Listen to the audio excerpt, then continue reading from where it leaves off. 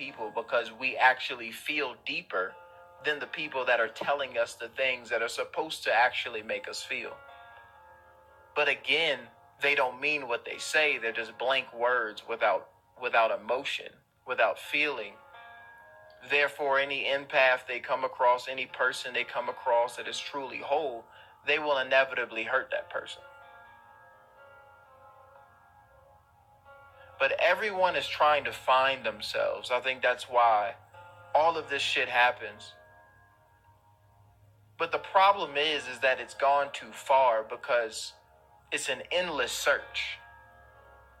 It's impossible to find yourself because there is no self in the way that people think about it.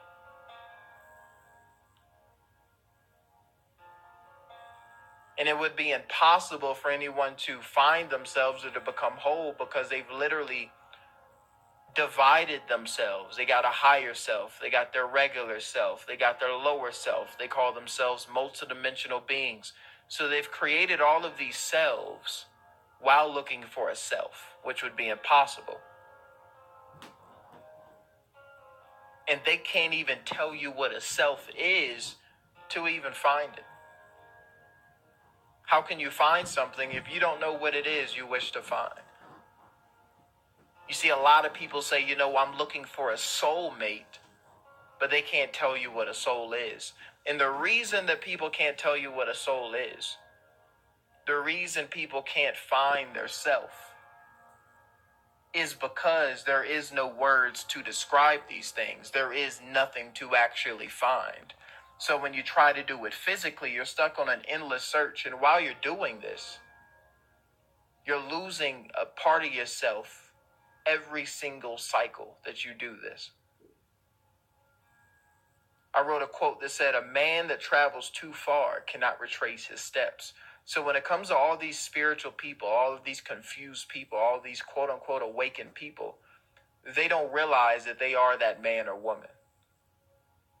They've gone somewhere and they don't even know where they're at to even get back to where they came from.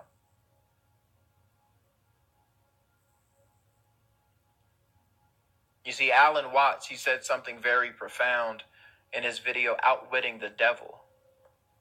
He said, if you want to outwit the devil, it's very important that you do not give him any prior notice, because who do you think the devil is? So all of these people on YouTube, including myself when I first started off, was literally trying to outwit the devil, outwit the dark part of themselves, while giving that part of themselves prior notice. But we've truly gone too far in what we call the matrix, or what we call existence, because in actuality, the matrix is just a piece of a puzzle to what we call existence. It's a piece to a large, infinite puzzle. So even if the matrix is designed to enslave everyone here, you must understand that in some way, shape, or form, actually in every way, shape, or form, existence, the universe, God, whatever you want to call it, it's the same thing, created you and then created something that would enslave you. And even if people created the matrix and the matrix went on to enslave itself, you must understand that the universe created something that would go on to enslave itself.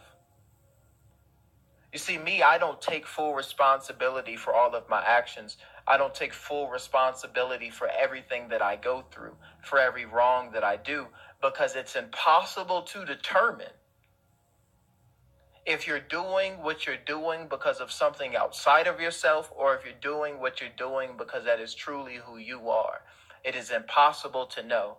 And everyone will tell you that the subconscious mind is a cosmic computer. That's what they call it, a cosmic computer. But what's so funny about that is that a Catholic priest said, give me a child to the age of 7, and he'll be a member of the church forever. Saying, or meaning that, if you let me control this child's cosmic computer, if you let me influence him and put him in the environments that I want him in, if you let me shape the way that he sees the world, I will determine every single thing that he does for the rest of his life. If you take two twins that are alike at birth, you put one in Beverly Hills where he has every need and every want taken care of for him. And then you take another twin and you put him in the ghetto of Chicago or the ghetto of Detroit. Those twins, even though they come from the same parents, even though they have the same background, even though they are the most likely, even though they have a high chance of being exactly the same, they will ultimately come out completely different because of the environment they were